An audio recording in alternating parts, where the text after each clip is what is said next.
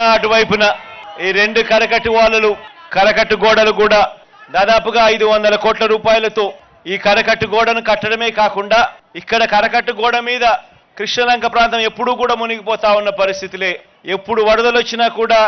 ఇక్కడికి ప్రతి సంవత్సరం వరద వచ్చినప్పుడు ఇక్కడికి వచ్చి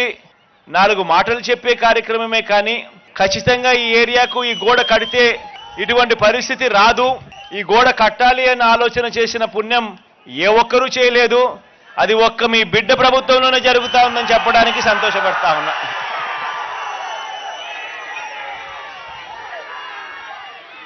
కరకట్టు గోడ కట్టడమే కాకుండా ఇక్కడ మన కృష్ణలంక ప్రాంతంలో ఉన్న మన అక్క చెల్లెమ్మలు, మన పిల్లలు,